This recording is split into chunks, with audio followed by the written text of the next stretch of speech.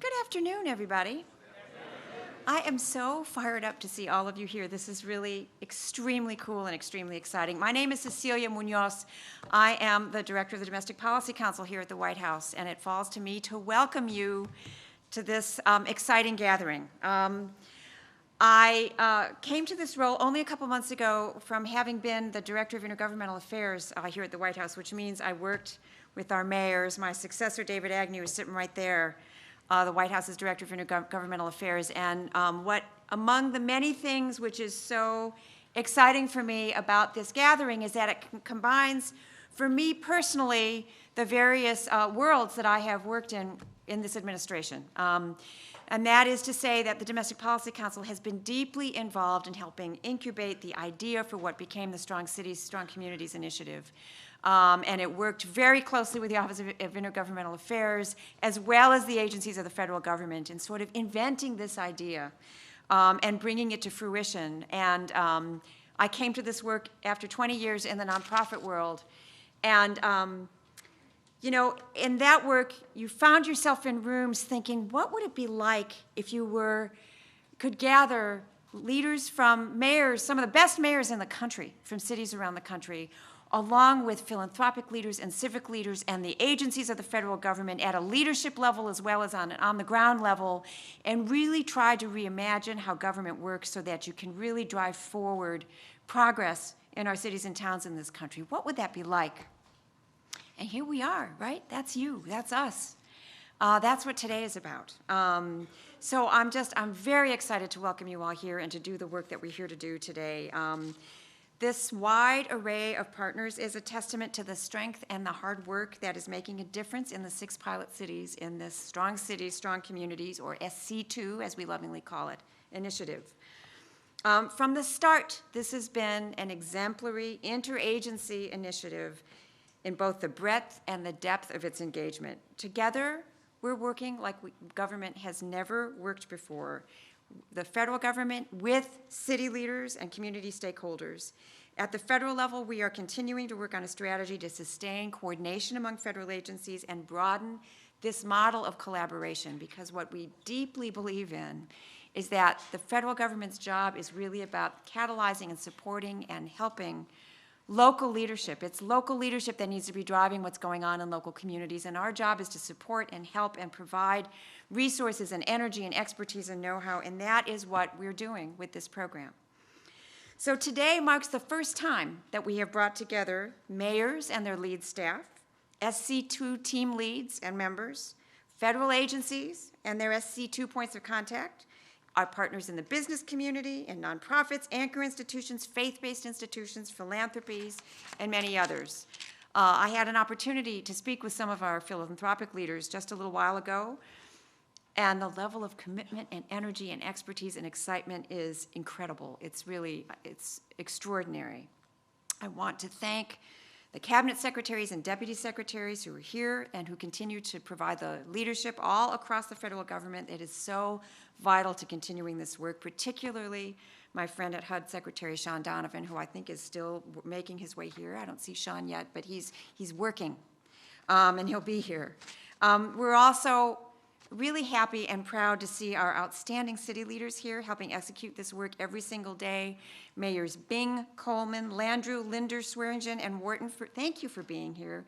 You are some of the best we've got around the country, and we are incredibly proud to be working with you. And thank you for your commitment to this model of collaboration. Thank you for what you are teaching us in the federal government. And thank you to the cities and communities that you represent. This is really the essence of what we should be doing as a government.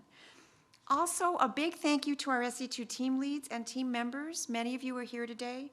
This work obviously isn't possible without you, and the depth of commitment and excitement to change the way the federal government works with cities in this country is extraordinary and transformative and already starting to produce great things. So today marks several milestones in this SC2 initiative. It was launched by the President last summer.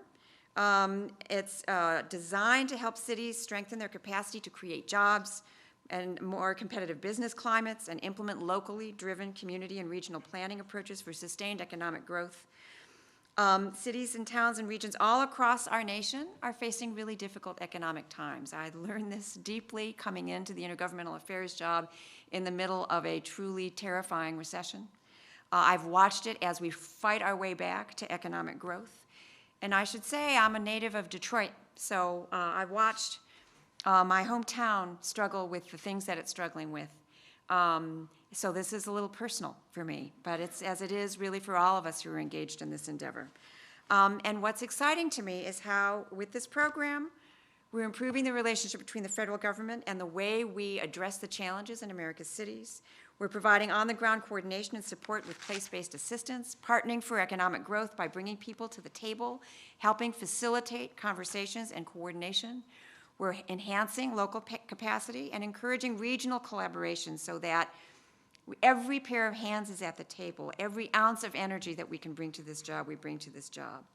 So we recognize that every city that we're dealing with and every city in this country is unique with its own set of challenges, its own set of opportunities, and what's really vital to our ability to be successful is making sure that we are nimble enough and structured in a way that we can capitalize on opportunities and address unique challenges in an individualized way, in a way that honors and strengthens local leadership. So to reflect this unique approach, it makes me proud to announce that federal agencies and these 6 cities will soon be signing memoranda of understanding to really reinforce our collaboration and to better leverage resources to advance the progress that we're making on the most pressing priorities of these pilot cities.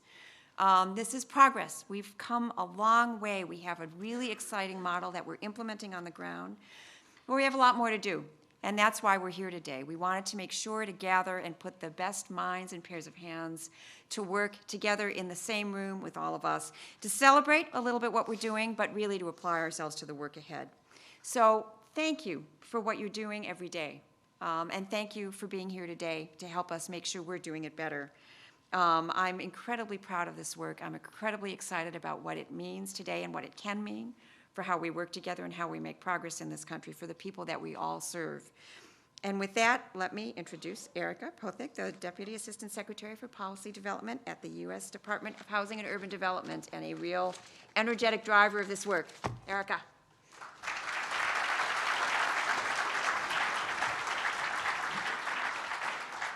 Thank you, Cecilia, and thank you for your leadership at the Domestic Policy Council. The Domestic Policy Council has really been the glue that has held all the agencies together through the years, really, and we've been at this years. And one of the things I just wanted to do today briefly is bring you a little bit on the journey of how we got there and tell you about the SC2 suite of tools that we have. So, we began several years ago, and I want to really acknowledge Derek Douglas, who I know will be, is Derek in the house? No. Who will be here later today, who was the lead at the Domestic Policy Council in helping to shape this work. We began with trying to grapple with a set of challenges that the Obama administration really were lifted up through the course of a series of conversations across the country that leadership had with a number of different mayors. And some of the things we heard were that years of declining revenues had really put a constraint on local government capacity, and that the top-down, siloed federal approach had oftentimes stressed monitoring over problem-solving with local government. And the result of that oftentimes meant money was being left on the table or returned to the federal government, not put to use on the ground in our cities. At the same time, over the course of the last couple of decades, local governments, even the federal government, has increasingly relied upon nonprofit organizations as the vehicle for delivering social services, for engaging in community revitalization. But they can't achieve results without a strong government partner. And then businesses also need efficient and effective government services so that they can grow. Whether it's public education or transportation or water or business licenses, they need a good local government partner to grow, but the private sector rarely engages or plays a role in helping build local government capacity. So with this set of challenges, we step back, and one of the hallmarks of the Obama administration's policymaking is to really take a look at the evidence and understand what we know works, and use that to help us design the tools and approaches that we'll use. So here I wanted to share with you a little bit about the framework and what we used as a touchstone. And you will find in your folders an issue of Evidence Matters, and all of this information can be found in greater detail in that. So first of all, one of the things that's really important to acknowledge is that every city and region faces challenges at some point. And earlier today, President of the Ford Foundation, Luis Urbinez, reminded us that the cities in the 1970s, New York, Seattle, these were cities that no one thought were ever going to recover, but they did. And so we can't get stuck with the notion that a city is going to be in one place at any one point in time. So this concept of resilience is the capacity to bounce back from shocks and challenges like declining industry, national economic recession, or natural disaster. Another thing we know is that regions with greater industrial diversity have more of this ability to withstand shocks to the system. But an industrially strong center city is relatively more important to regional growth than a vibrant economy in the surrounding suburbs. We need to make sure our cities are a strong anchor. And when you dig into the research, because you're saying, okay, I get all that, but what can we do about it? The research shows that strong local government leadership, cross-sector partnerships, and having a long-term vision are critical for fostering resilience. And the final point that we really took to the bank was that places where cross-sector partnerships are supported by state and federal policies have shown greater resilience. So with that as a backdrop for our work, I want to tell you about how we put all of that, embedded that into the Strong Cities, Strong Communities initiative. So first of all, we needed to do a better job of getting our federal house in order. So we need to improve the way the federal government does business. And that is reflected in the deep interagency collaboration across 13 federal agencies. I bet you all of them are here today in this room. And taking a next step to harmonize the complementary federal efforts and staff expertise to make sure that we can use those as leverage for economic growth. Okay, the next point. We're not doing this with a lot of new grant dollars. What we have is human capital, staff experience, a little bit of money to provide technical assistance. So we had to find a different way of providing assistance and support that is ground up, not top down. So we have a suite of 4 pilot programs I'm going to explain in a moment that are really testing models of working with local governments to maximize the benefits of federal funds that they already have in hand, and set goals to improve the coordination with local leaders and other kinds of funding that are coming into the local communities that we're working in. And finally, why are you all here today? We have representatives of philanthropy, of the private sector, of anchor institutions, as well as the federal and local government, because we cannot do this without a partnership that is focused on the growth of those communities. So we designed a suite of SC2 tools to meet cities where they are on a continuum of facing some of the same challenges, but having in a different kind of position to address those challenges. So this is our suite of tools, and I want to take you quickly through each one so you understand how they relate together. First, we have, and we start with, the idea of an economic blueprint. So in partnership with the Department of Commerce, a key element of this is the creation of an economic visioning challenge that's designed to help up to 6 cities develop economic blueprints that will serve as a foundation for economic resilience and development. Now, 6 cities will compete to receive a grant of approximately $1 million, and they'll use this to administer an prize-style competition that will challenge multidisciplinary teams of experts to really develop comprehensive land use and economic development proposals for their cities. And later this year, we will be rolling out this competition. And the thought is that this will be a complement to the cities that we are already working with. who have these kinds of economic visions in place. Secondly, so we have a lot of knowledge among our federal staff that we've been tapping into, but there's also a national expertise on a wide-ranging set of challenges that cities have that we also want to help cities tap into. So we're creating a national resource network, which will be a portal through which cities can access national experts that will provide holistic, customized policy and implementation support. These experts will give and coordinate with each other a wide range of assistance that is intended to deal with the capacity challenges that really impede economic growth and resilience.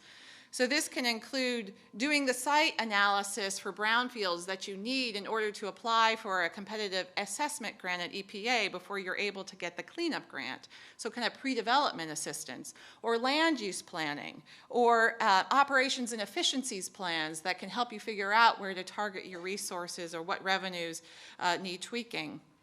These are just a sample of the kinds of things that will be available. The NRN is also intended to align all federal agencies' assistance in these areas and other investments in capacity building, so we're not working at cross purposes. So later this year, HUD will have issue a grant competition to select the organization that will run the daily operations of the NRN and coordinate with philanthropy. And local governments will then be able to apply for an NRN engagement and be selected on the basis of such factors that include economic need, strong local leadership, and collaboration. So then we get to the most intensive part of this initiative, which are the community solutions teams of federal staff who are working in 6 pilot cities. Can I just have folks who are members of those teams, and we have 80 career staff across the, political and career, but mostly career staff across the country working on this initiative. Would you just raise your hand so we get a sense of in the room? So these are the people.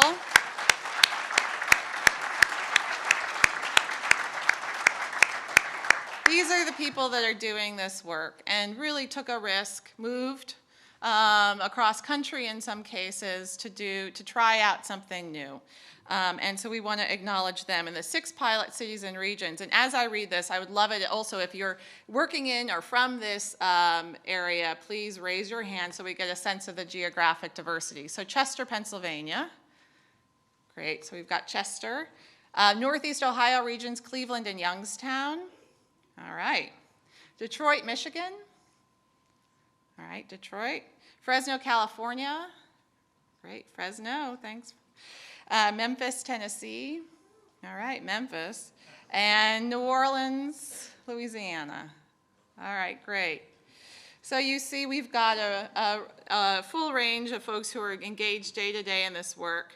And these teams are focusing on issues that mayors have identified as vital to their economic strategies, whether it's building on local assets, strengthening regional economies, developing a transportation infrastructure, improving job training programs, supporting community revitalization efforts, and that just touches the surface of the kinds of things people are working on day to day.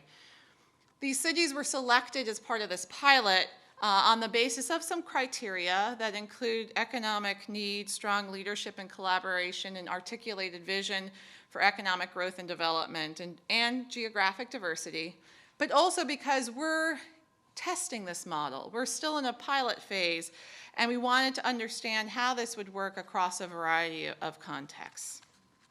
As a complement to these teams, one of the other issues that I know a lot of cities are facing are how to build the bench strength of these pilot cities. And so we're going to put early mid-career professionals on the ground to work in local government positions.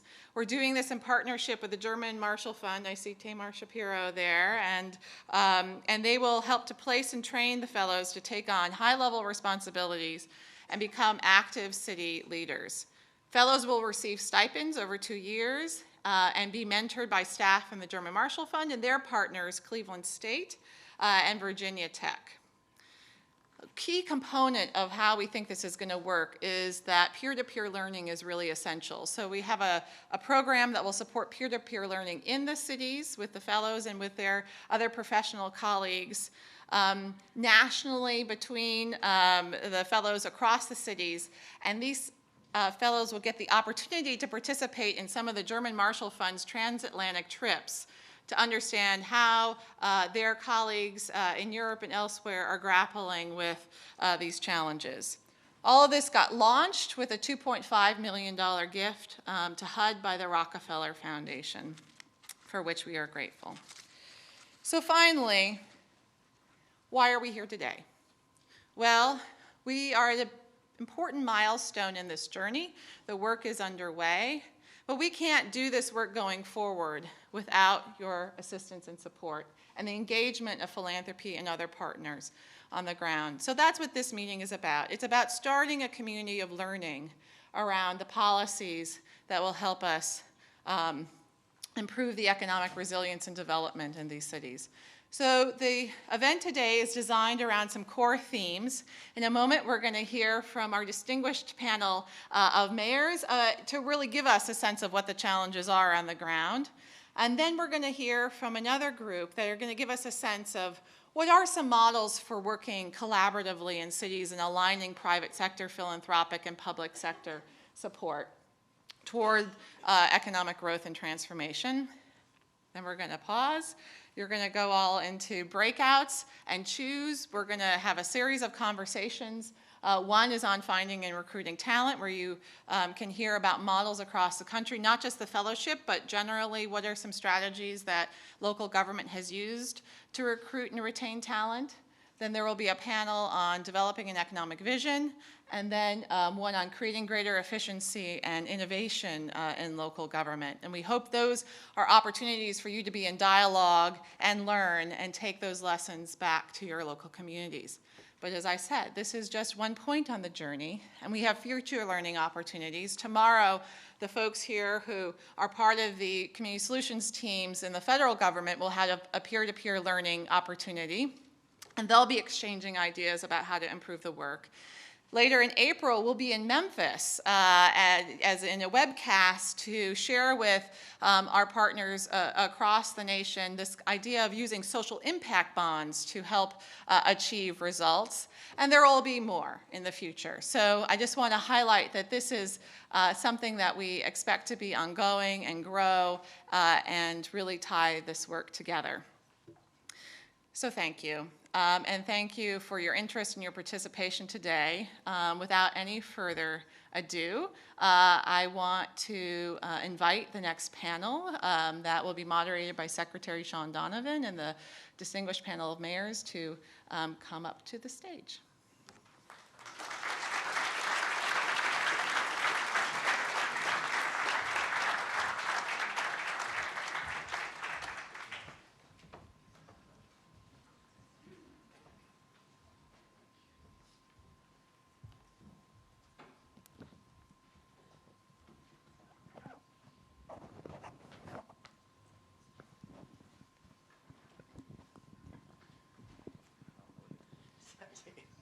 So wonderful to see all you here. I wanted to begin, given that we've got a little March Madness going on around the country. I don't know how many of you saw the president filling out his bracket on ESPN. And I'm not doing this just because Harvard is in the tournament for the first time in 66 years as an alumnus. You know, we talk a lot about all of the things that it takes to build a great city and a great region. But there is nothing that is as important as strong leadership. And let's just be clear. We picked these places to work with for a lot of reasons, but the first among equals was that we wanted the all-star team of mayors.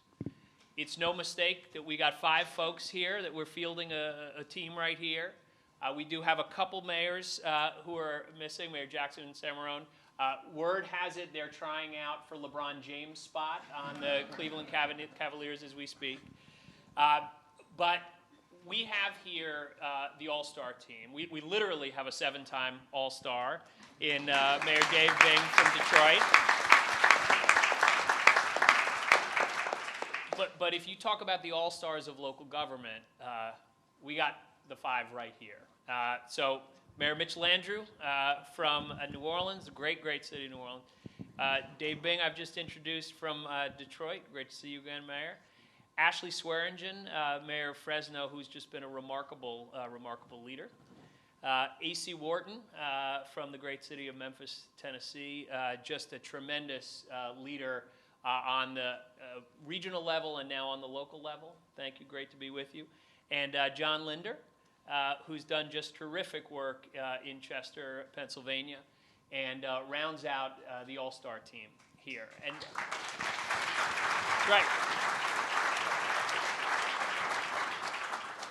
I want to begin with a question to Mayor Wharton. And one of the things that is so fundamental about the work that we're doing here with Strong Cities, Strong Communities is trying to reimagine the federal model of how we work with local communities. And you know, I run HUD. HUD started in the 1960s when urban renewal and lots of other strategies were around for how the federal government could come in and quote unquote help cities.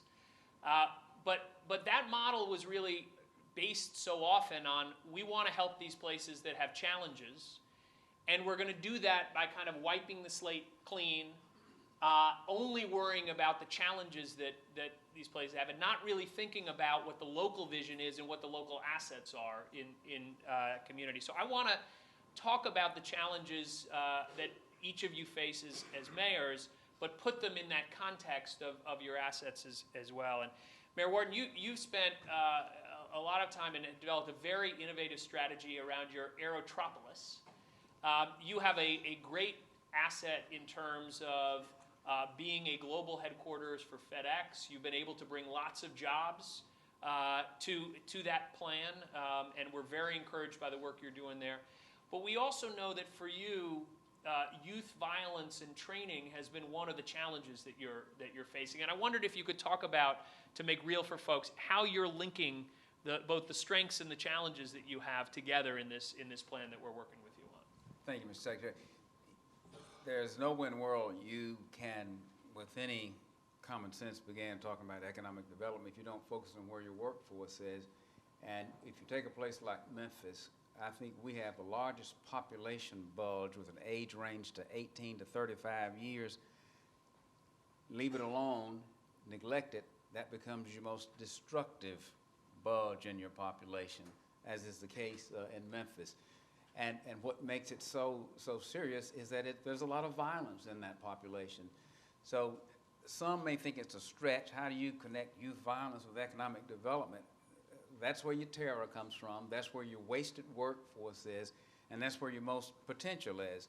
These individuals who have not worked anywhere, some see that as a negative.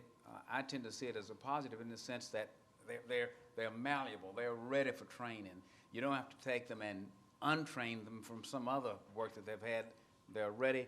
So we saw that as just a gold mine of potential, but at the same time we had to tame it, if you will, and this is why we hooked up the youth violence piece with the economic development. It goes hand in hand.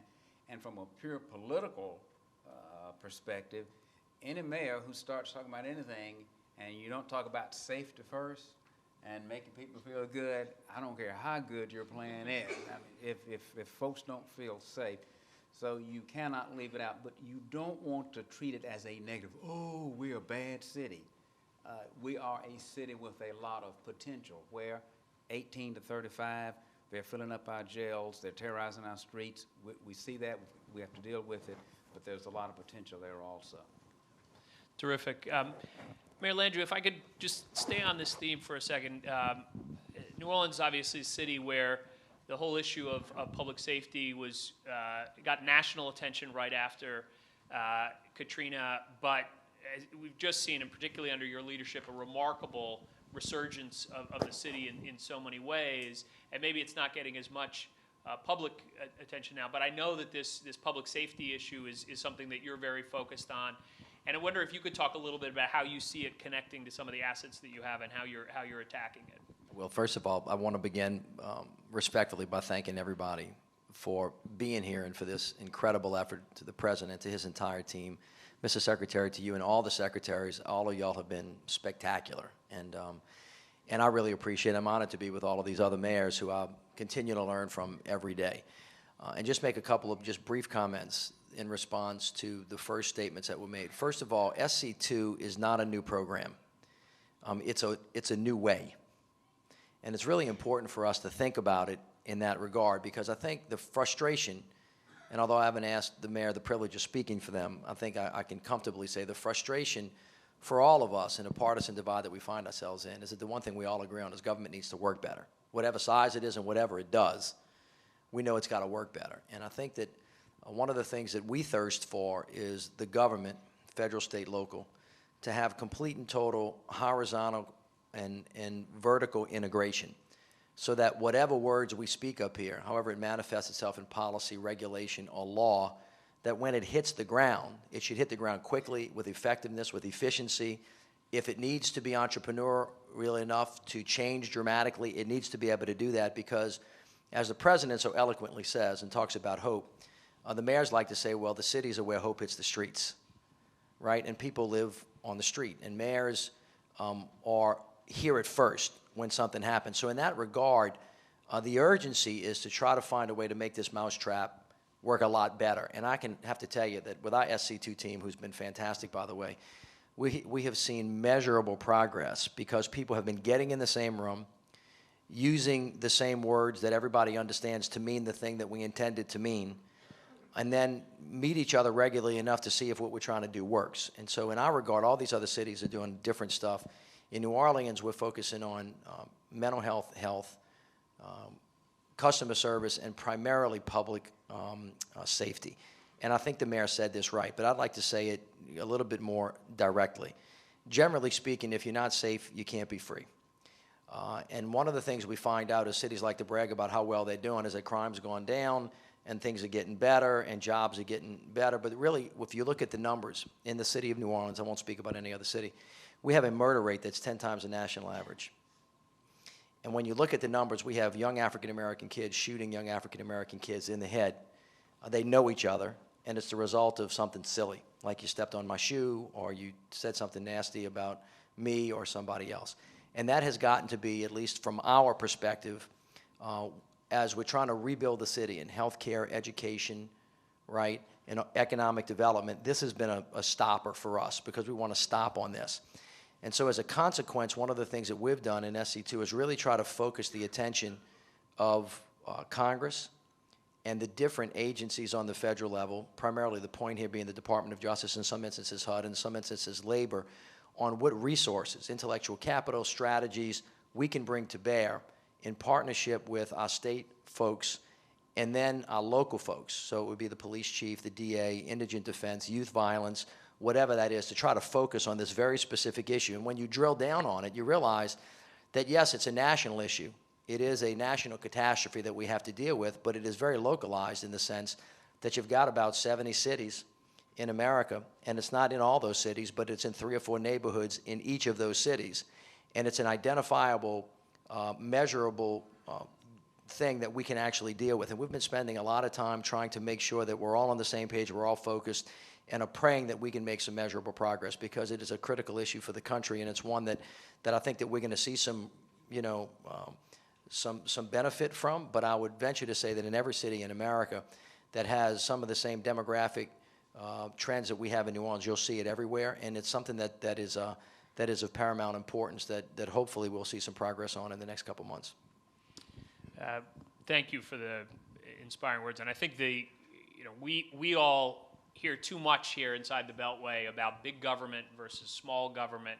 What this is really about, this effort, and I appreciate your saying it's not a program, it's a new way, is about smart government. It's about making things work better on the ground, and I appreciate the advertisement, and your check is in the mail from the Mayor Bing, if I could go to you just to stay with this theme for a second. A lot of the emphasis of this work from the federal perspective is to get out of our old way of doing business when it was so siloed. We have operated as if, people don't wake up in the morning in Detroit or any other city and think about housing and transportation and a few other things on the same day, right? We think that they're operating these completely siloed. People's lives don't work that way on the ground in neighborhoods. And so we're trying to get past that. And I often say, if we do this work right, instead of having our federal funding be 1 + 1 = 1 or 1.5, we might actually get to 1 + 1 = 2.5 or 3 because they work together and they catalyze better work on the ground. We've done a lot of work with your team as part of SC2 because it's not just HUD, it's all the different agencies. And you inherited a system in Detroit where a lot of those systems weren't necessarily working well. And how have you both think we've made progress, and also what remains ahead in terms of really ensuring that your partners at the federal government work well with you to make sure all of our different funding streams come together and really have an impact on the ground? Well, first of all, let me say that it's a real honor and pleasure to be here, and I thank all of you. I think this president understands cities, understands the relationship that this administration needs to have with the leadership in so many of our urban areas. And I've had the pleasure of getting to know, because I'm not a politician. I came from a different kind of background. My first background was one of professional sports, and my second was one as an entrepreneur. And I did that for roughly about 40 years before I decided that I couldn't get another job, and so then I became mayor of Detroit.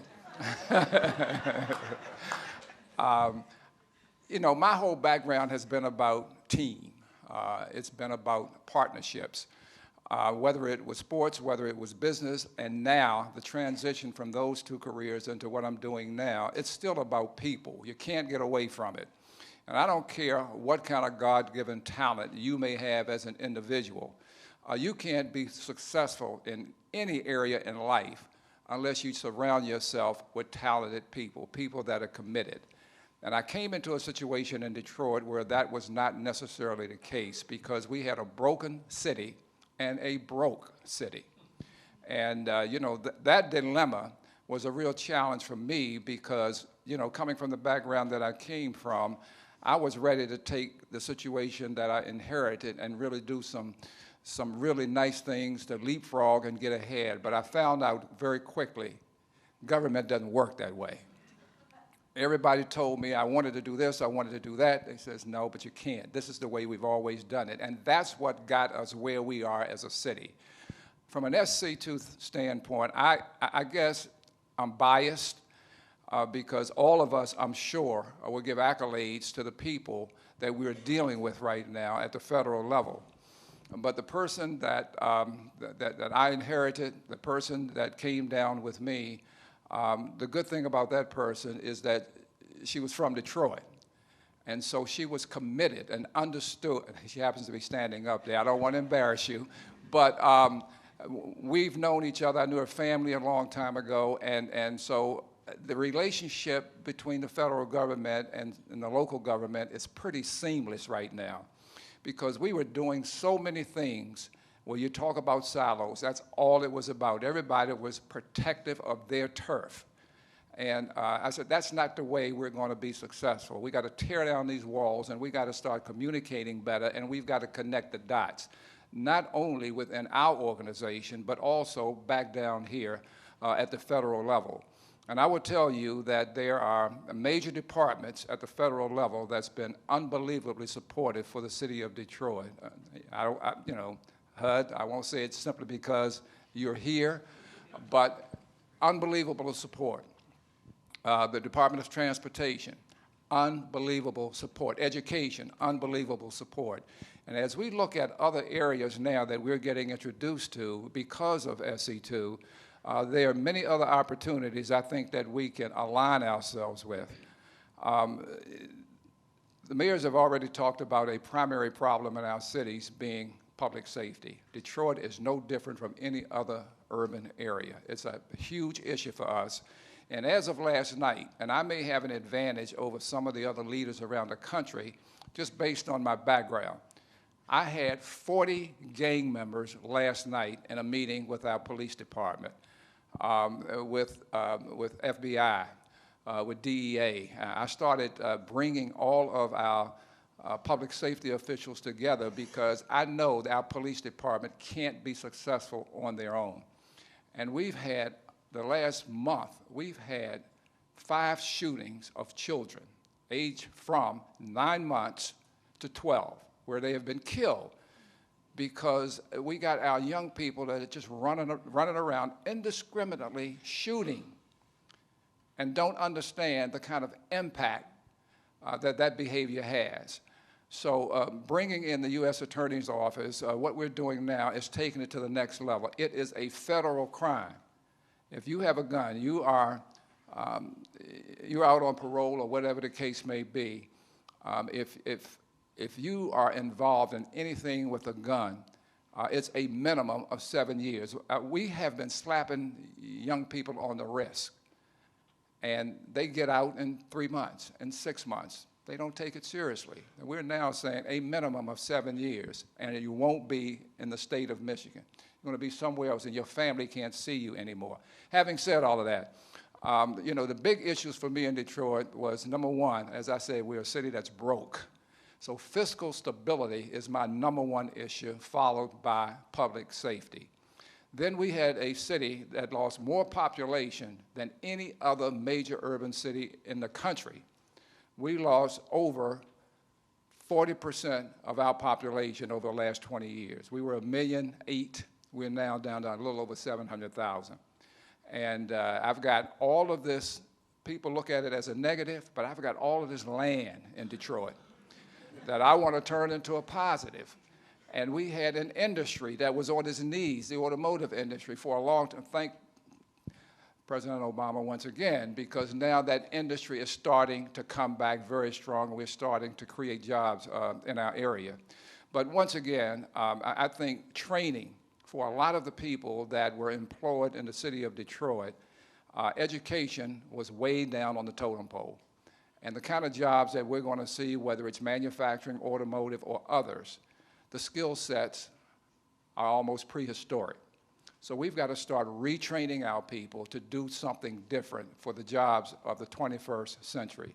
So I think as we look at the importance of not only K through 12, but also junior colleges, where people can now go back as adults and get the necessary training for the jobs that are going to be available, is extremely important. So there's a lot of work to be done, and I just want to thank this administration for having the foresight to say we're going to be partners.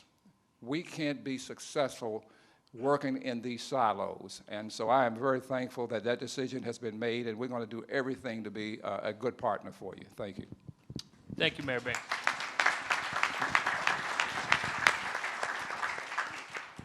Mayor Swearingen, you've faced a little bit of a different situation. We've talked about some of the sort of most historic urban areas in the country, but you're actually located in one of the most important agricultural areas in the country. And so for you, as a place that isn't traditionally thought of as urban, and yet one of the now biggest and fastest growing urban centers in the country, can you talk a little bit about how you approach this with your SC2 team in terms of thinking about partnerships? Ultimately, it's important to have government working well, federal, local, but if you don't get outside of government and build the partnerships that you need, and you've been a real innovator on this front. Yeah, thank you, Secretary Donovan, and I just want to echo my colleagues and say this is such a privilege and an honor to be a part of this effort. And you know, this is what innovation looks like in the public sector, and that is people, cross-disciplinary teams coming together, taking a 360 look at issues and really trying to find ways to solve the problems that we're all concerned about. So I've been really grateful and humbled by the opportunity to be involved with SC2. And I have to say, our team is definitely the most fun team. It was a criterion for coming to Fresno was you had to want to have fun while you're doing this very hard work. We're getting competitive here, huh? Exactly. A little basketball. Elbows are out. Elbows are out. But, you know, and I want to respond to your question. I want to take us on a little bit of a different journey to respond to it, because sometimes in the government and nonprofit world, I've observed, it's not my background, but I find myself in this role now, you know, we kind of get stuck on the policy, and sometimes, because things are so complicated, we get lost in thinking about the outcomes we're trying to produce. So I always find if you can focus on the outcomes and then work backwards from there, you find your strategic plan and your path forward. So my passion for all of my adult life and in fact, my youth as well, has been jobs. And I look back on my life and recall a couple of key moments in my family's life, and I'm very grateful to have grown up in a stable home, but there were some key moments in my life growing up when my dad lost his job. And as the major breadwinner in our family, I mean, it's terrifying, as you all know, and some of you know, or know others who have walked through this. You come home from school as a kid and you find out your dad lost his job that day. You have no idea what that means for you and for your future. So having been through that a couple of key times in my life, I found myself living in Fresno, California, that has chronic double-digit unemployment and the nation's highest concentration of poverty of any other large city in the United States. And I remember finishing my college degree and starting off a career in the private sector and got involved in the local business community and started hearing the statistics about this city and realized that tens of thousands of people every single day in that city were experiencing what I did when I was a kid. People coming home finding out they didn't have job opportunities. And it's a gripping feeling. And when you live in a city that has chronic economic distress, oftentimes your public sector layer and all of those that kind of work in the community realm, you just get worn down and you just forget about the urgency that you're trying to address. So in Fresno, being a long-term economically distressed area, we don't have maybe some of the wealth that other regions have. We don't have some of the assets. But what we do have is people who are very committed to making a difference across the civic arena. So whether it's local government or philanthropy or whatever. So we've tried to use that as our main asset and just bring people together around a common plan. Our first major effort in this way, I should mention that our university has led the way, and the person who heads that up now at Fresno State is here, Mike Dozier, at the Office of Community and Economic Development. So we started at the university, which was another just regional asset. You work with what you've got. Pulled together all of our stakeholders, education, business, government, and put together a 5-year plan to create 40,000 jobs in the Fresno area. We got pretty well along the path on that plan, and then the economy went south, and we're still recovering from that. But that was kind of a metro partnership. That spawned a regional focus, an 8-county regional focus, to deal with major issues related to infrastructure that are needed to support the job growth. And I started off with the story about jobs really being the point, because you all know you can sit in a room with government officials from 8 counties trying to deal with infrastructure, and you can lose your mind on like the mind-numbing details you have to. I've been in that room before. Yeah, right, exactly. I think we might have been there together. But again, coming back to why are these partnerships important? Why is collaboration important? We get better outcomes for less money. And we have started to see results in Fresno. We certainly have a long way to go, but it is our game plan. It is to collaborate and work across sectors. Frankly, that's at times all we feel like we've got. But it's starting to turn the corner. That's great. Thank you. Mayor Linder, you also, a little bit different here, and this is one of the points that we thought was so important with SC2, was to not just pick a certain kind of place in a certain region, but to really look at different types of places around the country. Chester is, in some ways, a suburban community, even though it has many of the challenges we tend to think of as urban. And then, frankly, that's happening more and more around the country, is that the suburbanization of poverty, the rebirth of many urban areas that have traditionally had challenges, we're mixing up the challenges we might have had 30 years ago.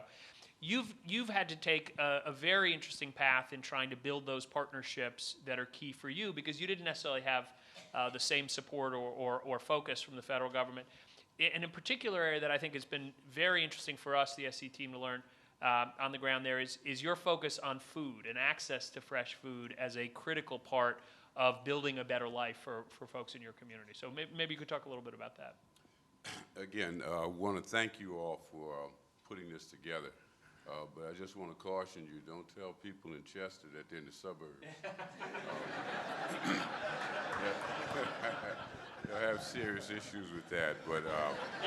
Thank you, I appreciate it. Yeah, thank you. Just in case you come there without me, okay?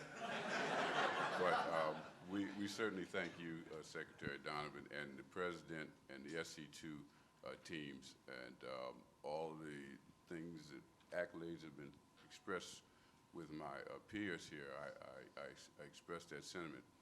But just to give everyone a backdrop of Chester, we are located between Philadelphia, Pennsylvania, and Wilmington, Delaware. And we say we're the only city between Philadelphia and Wilmington, Delaware, probably about 17 miles both ways. So we're south of Philadelphia, north of Wilmington. We also are in a county of about 500,000 plus people, I think about 40 municipalities, and we're the only city in the county. We're a riverfront community. So we have those distinctions as well as having a prison, state prison. We have a casino, Harris is there, and recently, since 2010, we have Major League Soccer Stadium there. But we have no supermarket. And we haven't had a supermarket for at least 21 that's been working properly for about 20, 25 years now. Along with some of the other things that have been expressed, I just want to say this. While our focus then is obviously on economic development, so that we can make those things happen, not only to bring a supermarket there, a commercial supermarket. We do have a group that has come in to work with the food pantries in there. And somewhere along the line, again, I didn't know we were a food desert. I know there was some food around, but we were designated as a food desert.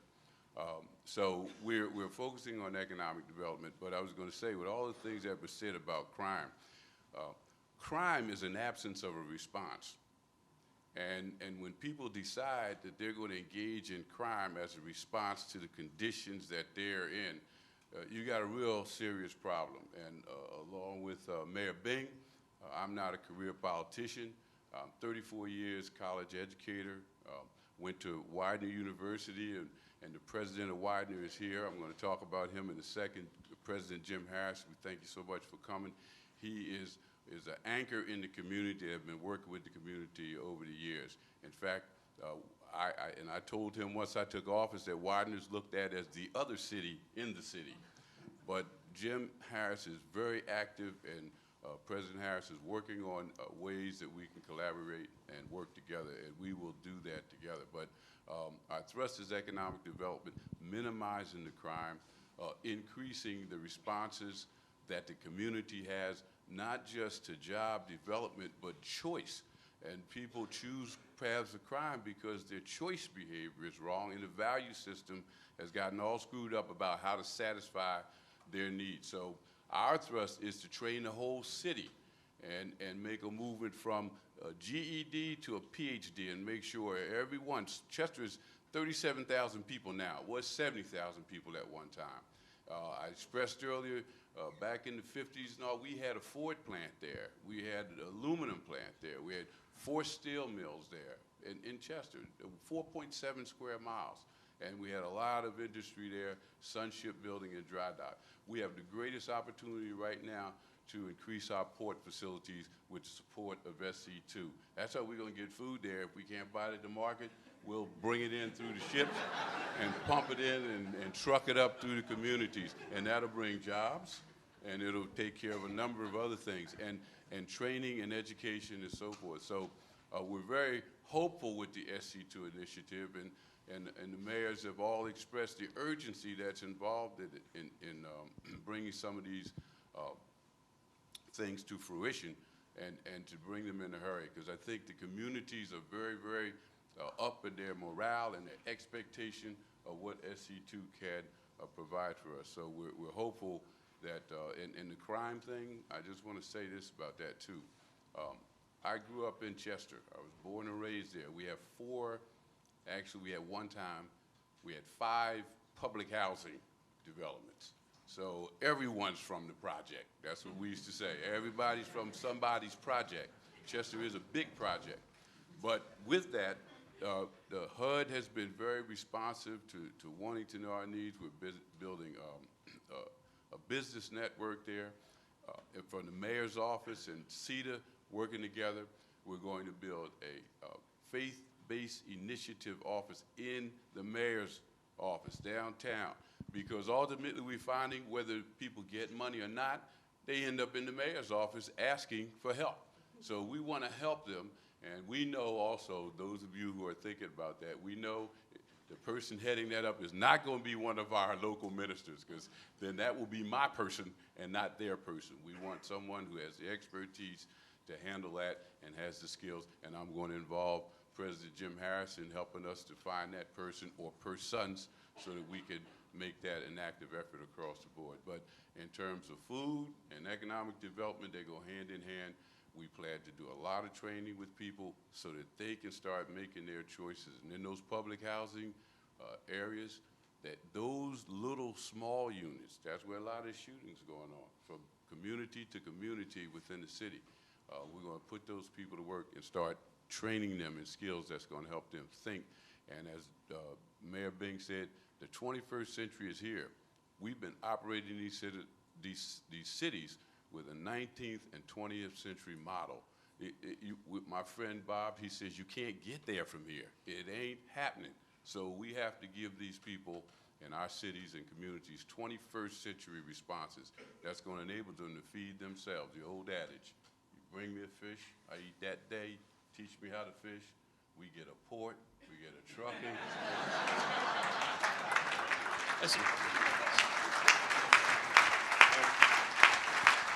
I never realized that was the original quotation. That is great to have. I've been wondering about that for years. And look, I'm gonna say right here, next year when we gather to learn the lessons of another year of SC2, we're all gonna get on a boat, head out into Chesapeake. We'll come up. Everybody's gonna bring some food. That's right. And just to connect that, the boat we're gonna take, because I'm gonna go to Mayor Wharton next. We just heard about this lunch. One of the things the SC2 team has done, it turned out one of the things they needed for economic development was to develop, is it Mud Island better? Hill Street Landing, the river landing. And they needed a paddle boat. And it turned out DOT had an excess paddle boat that they could find. And what do you know? So we're bringing the paddle boat next year to DC, and we're going to go to Chester. Everybody's going to bring fresh food with them, all right? So now Mayor, The folks out there, Mr. Secretary, have seen a paddling with two, but these are paddle wheeler boats. a modern paddle wheel boat. You've heard of being up the creek without a paddle. I mean, I'm not spell- I'm sorry, just the New Yorker in me coming out here, you know. Haven't seen the Mississippi in a long time. But so the thing I want to tell you, you are not only a mayor of a city, but you've been mayor of the county as well. And we talked a little bit about partnerships here. Too many cities have suffered the suburbs were the place that folks fled from the city and they didn't want to know anything about what was going on in the city. Those often decades of tough relationships. How do you overcome that, and how are you doing that in Memphis to really build a strong partnership, which you started to work on from the county level and now you can strengthen from the city level? It's essential, but before I do that, because my SC2 team will walk out. Everybody else is giving a bunch of flowers to them. We've got the best. She may be the shortest. Where's Sarah Ray?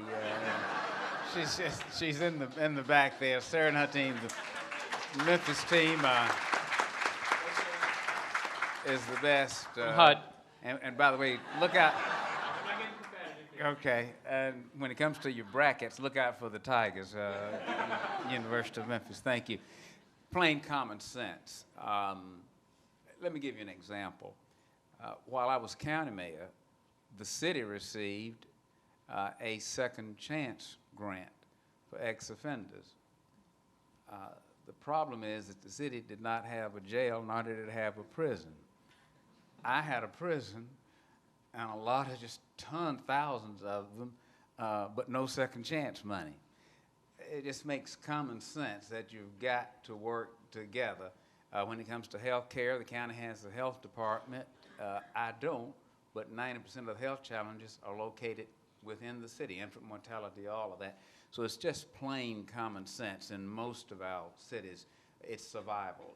You have to do it. It's in everybody's self-interest to do it that way.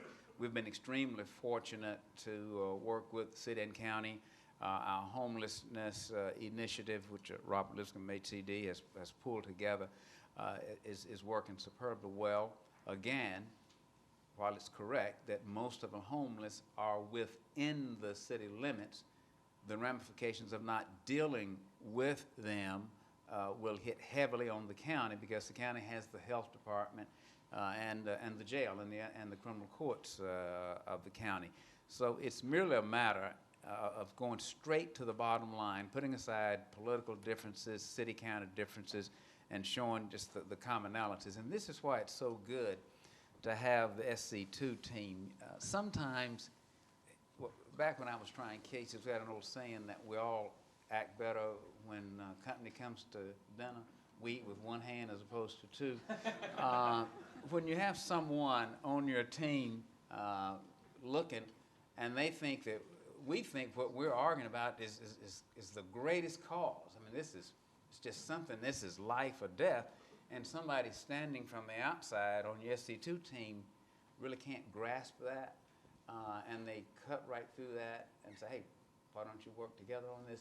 Just those extra sets of eyes and ears and ideas has been so helpful bringing fresh approaches, because the SC2 team members bring national perspectives.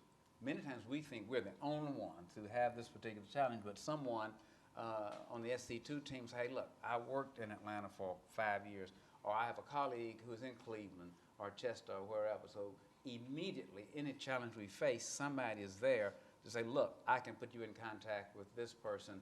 So not only do you collaborate locally, you find yourself building networks around the nation, and it's so much easier because you're dealing with a real person. Nothing wrong with going online, but it's so much better to have Sarah to say, I will call my college roommate who is now doing this for Mayor Nutter in Philadelphia. She did this, boom, before you know it, you're on the phone talking about collaboration is just critical. The SC2 team's presence really facilitates that. That's one of the greatest assets of the program. Thank you. And just one of the things I would mention here, it's just striking to me. So I worked for Mayor Bloomberg in New York before coming to do this. And I bet you there weren't a quarter or even a third of the commissioners in city government who knew the name of a federal employee in the city. The fact that you know Sarah by name, that every one of you knows the members of your teams, I think is one just very striking example of how this is beginning to change the relationship. It is about relationships, it's about people, and very, very striking to me. I just mean, when you mentioned our boat. You're going to brag on her again? Yeah, not Sarah this time. She did facilitate it. But again, when you set out on economic development, you never know what you're going to have to deal with. A year ago, I never would have thought of that I would be sitting around the desk trying to buy a steamship. Now, I was a decent lawyer, pretty good. My card's on the table over there. And I'd done a lot of things, but I had never bought a steamship. I had never bought a steamship with equity partners, with banks, with limited. Never done that. I mean, how do you pull a deal together and you have the federal government saying, and you have, and it was a very close window. In goes the call to the assistant secretary, things start moving. It's the first time that I've had the federal government to call me and tell me I better move faster, because they were all, I mean, when Secretary Fakari called, I mean, we were going as fast as we could, but he said, look, I've got my stuff together up here. We're waiting on you guys down there. Cut through all the red tape. And as you get into economic development, you're going to find yourselves getting into so many different fields. And this is where the SC2 team members just really come in. They know how to cut through the tape. And one thing, it is not a get-out-of-jail-free card. Don't think, if you miss a deadline, folks, that's tough. You missed a deadline. In fact, it's got no new money. It's not even pass and go and collected $200, right? So don't get the idea that if you get an SC2 team, they'll give you some slack and you don't have to file your reports on time. No, that's not what it's about. They help you do what you're supposed to do and minimize all of the, it's more than red tape, because these things are essential that the agencies up here have to follow. But how do you find a real person to tell you the real history behind a particular regulation? Are there ways to get a waiver? That kind of thing. It's just invaluable. Mayor Swearingen, you have an interesting story, I think, too, about kind of unexpected. It wasn't a ship that you were looking at, but an unusual one, that connection that happened that none of us expected, I think, around GSA. Maybe yeah, in fact, it was a great story. A real focal point for our work is the revitalization of our downtown, which is badly in need of revitalization. It's critical to protect our ag land. So many things ride on this, and it's really the future of our city. And so we had our assessment team out back in April. We were doing a walking tour of our pedestrian mall in this area that's really the focal point. And we had somebody from GSA there. And we happened to know that Social Security had a solicitation out looking for office space right at that time. And we were doing everything possible to get them downtown. And it just happened to come up in conversation. We were standing in front of the building that ended up being the location that GSA picked for Social Security. And literally within 3 or 4 months of that team being on the ground, we had a lease with a private property owner for 15,000 square feet, and is really going to be a centerpiece for that particular end of the Fulton Mall. So yeah, very serendipitous. But yeah, I'd love to get a steamship as well. We have an irrigation canal that we might run it down, but we need a little one. We'll let you borrow it for a weekend. I'm trying to figure out how we get from Chester to Fresno on the same trip next year. We'll work that out. We'll work that out. Mayor Bing, you know, it's easy to sit here and glorify partnerships and talk about how we want to bring everybody together, but it's also not simple. There's a reason why these things can take time, and Detroit's a place where we've got so much happening in the administration across different agencies. You've got many foundations that are working with you, lots of folks really focused on Detroit as an iconic American city that folks are working to get. How do you make sure you don't have too many cooks in the kitchen, and how are you working with your SC2 team to make sure that folks keep their eye on the prize in the long term and that these things come together in the right way? I have the advantage that I grew up, born and raised here in Washington, D.C., and my father was a contractor. He's a bricklayer. And here's a true story, real quick. I was 14 years old and working with my dad as an apprentice. And I had the opportunity to get on the line with some other bricklayers and start building a wall. But I took a shortcut. And my father came over as I built the wall, and I stood and looked at it, very proud of it, and he pushed it over and embarrassed the hell out of me. And I didn't know why he did that. And he said, you know, you didn't do it right. You got to start right with your foundation, or it won't stand. And so as I look at sports, you know, some people tell me, and this is quickly basketball, when a team comes out, they don't go to the three-point line. They start with layups. Then they move to the free throws. Then they move to the three-point line. And it's, you got to be focused. You got to build your foundation. Detroit's foundation was broken. And we've got all kinds of people, fortunately, the business community, the foundation community, are very, very supportive. And everybody wants to play in this game of bringing our city back. But we have our limitations in terms of how we can manage all of that. And you don't want to hurt anybody's feelings, and you don't want to push anybody back. But you have to be honest with people. You can't be everything for everybody. So we had to take a position in being very focused. And with that, initially, some folks were put off about that because I want to be involved in this. I'm going to do this. I'm going to do that. So there's one plan here. And we got to learn how to coordinate and collaborate. And here is the focus. This is what we're going to do. If you want to be on this team, this is the game rules. And now people are slowly saying it does make sense, because we can't solve all of our problems with everybody doing their own thing.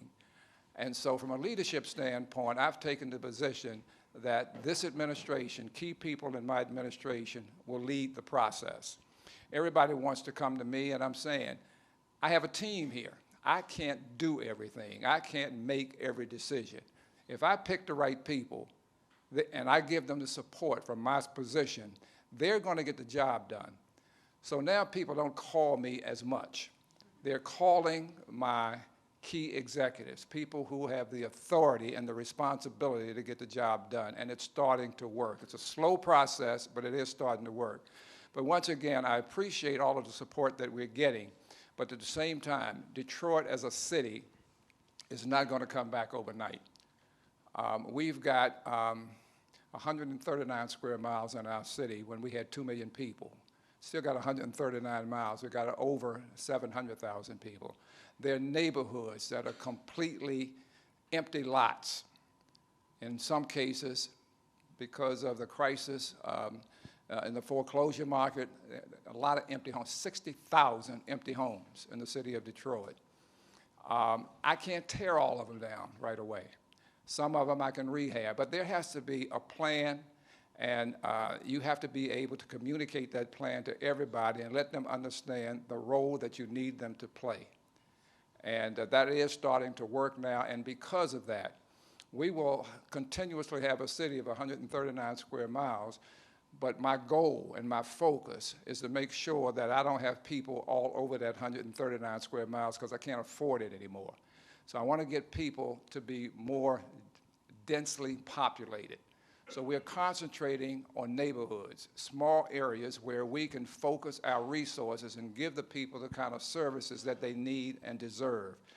And it's a hard sell because you got people who've been in an area, in a house for 3 or 4 generations saying, ain't nowhere in the hell I'm moving. And I'm saying, you don't have to move. I'm not going to force you to move, but you do understand that I can't give you the services on a consistent basis that you are accustomed to over time. So I'm hopeful that I can give you the idea that we're going to become a more dense city, and we may be able to move you from a tough situation that you're living in today and give you a better quality of life. That's going to be a hard sell, and I'm up to that challenge, and so therefore that's going to get done. Yeah, and I just want to recognize, for any of you that's worked in local politics or worked in a neighborhood, those are extremely tough decisions to make, and they are brave decisions to make. And oftentimes what we see is that the biggest mistake that's made is to spread resources like peanut butter so that they don't have any impact. And so our SCT2 team has been working very closely with the mayor on neighborhood stabilization to really focus. And one of the things that we can do with these teams is to have your back when you got to make those tough decisions. Say, no, this is the right thing to do if we're going to help the community recover. So, Mayor Landrieu, you've also managed some remarkable partnerships, and this whole discussion about neighborhoods in place, you know, you've got some of the most beloved, iconic neighborhoods in the country. You often probably feel like everybody thinks they own those neighborhoods. And how you've, tell us a little bit about how you've begun to bring together these pieces, both your federal partners, which can be a little bit hard to manage sometimes, but also your local partners in doing some of the place-based work. Mr. Secretary, I will, but I need to just, I'm amazed by these mayors. I'm learning a lot of stuff. I didn't know that if you teach me how to fish, I'm going to get a port, too. So I'm kind of excited about that. You knew how to fish, right? I want to know about that. And that paddle wheel the mayor's talking about, that's a 21st century paddle wheel. That's not one of them 19th century kind of things.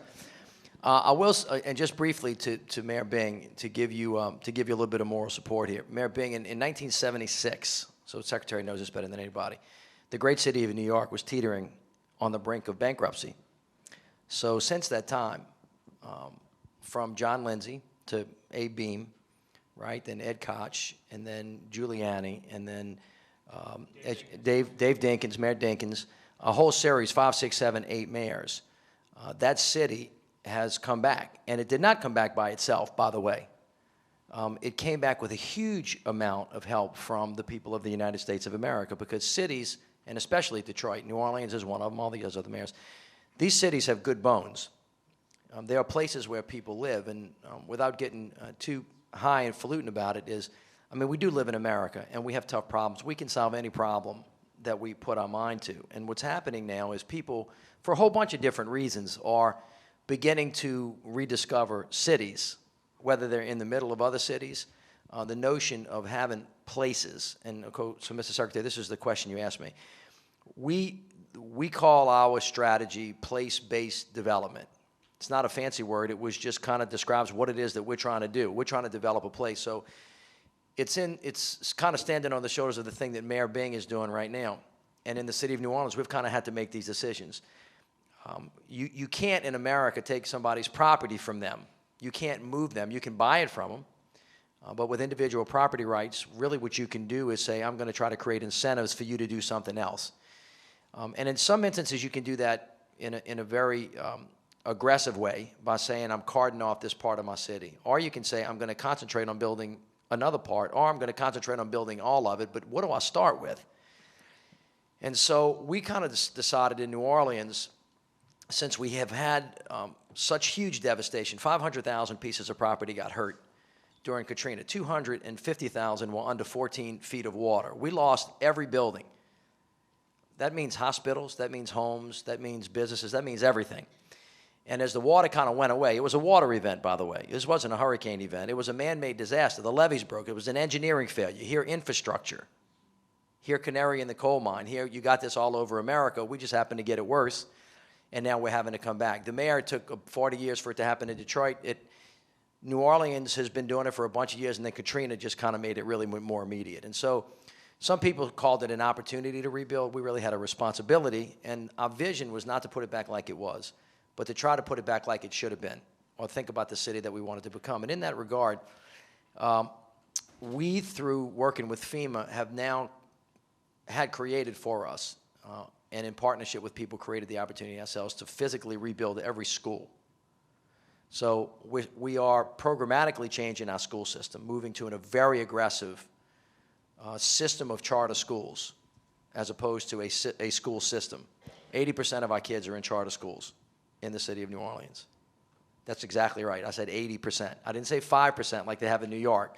I didn't say 6 or 7% like they have in D.C. I said 80%. And as a consequence, and in partnership therewith, the physical schools that we're building back, we're trying to build 21st century, state-of-the-art, knowledge-based schools in the best way that you can. So we already have kind of a leader there. And as we're doing that, everybody in here already knows this, that schools are the center of communities. So I told my team, if I own a piece of property that's run by my recreation department and it is next to a school, which oftentimes it is, give it to the school, so that every school's got a big piece of property on it, and that you can marry recreation with schools, not only from early in the morning and school lunch programs, but enrichment programs in the afternoon, and then there's got to be complete and total integration to get the kids off the street for crime, to make sure that they're learning the skills of how to get along with each other, and the First Lady's, Let's Move campaign fits into that. Well, secondly, everybody kind of understands intuitively, well, the police station ought to be close by so that it can be safe. And then finally, everybody understands intuitively, well, if that's true, the primary health care clinic that we're all building, so Dr. DeSalvo's here, we have 88 of them in New Orleans, ought to be somewhere around there. And then consequently what happens, Beth Osborne sitting in the back from DOT, the Tiger grants and the streetcars and the transportation ought to be running by it, right? And so the struggle here is, so that's called getting everything in a place to anchor a neighborhood mayor so the people will choose, you know what, I know I've been living here with my mom and them. That's the way we say that in New Orleans. I know, and I'm trying to make groceries down the street, Mr. Mayor, but we don't have any fresh food mart in this neighborhood. Maybe we ought to decide, we ought to choose, there's a better pathway in the same culture, in the same organizational structure, down the street that's right by that brand new state-of-the-art school where we can send our kids to, and then folks will start making those choices. And like in America, freedom to choose is important. The city will then recreate itself in a very, very different way. And what's beginning to happen in New Orleans is something that's very interesting that we're struggling with. How do we maintain that rich and deep and wonderful culture that you all know and you all love and everybody else does? And then how do we leave behind the culture that we know hurts us? Murder, right? Not high aspirations, an educational system that doesn't teach. How do we get around doing that? And I think what the mayor is saying to you, and I completely agree with Mayor Bing, because I feel like New Orleans and Detroit have gone through the same thing. This takes a long time. And people that will immediately reject it will come to see or come to know because they chose it, that it would be a better way. And finally, I would say this, Mr. Secretary, it is really, really hard to govern well. It's hard work. You all know it. And as my grandma would say, it just takes a lot of elbow grease. You got to work it every day. And if you don't work it every day, it'll fall back into its lethargy, its oldness. There are some people up here in the Department of Justice that don't know other people in the Department of Justice.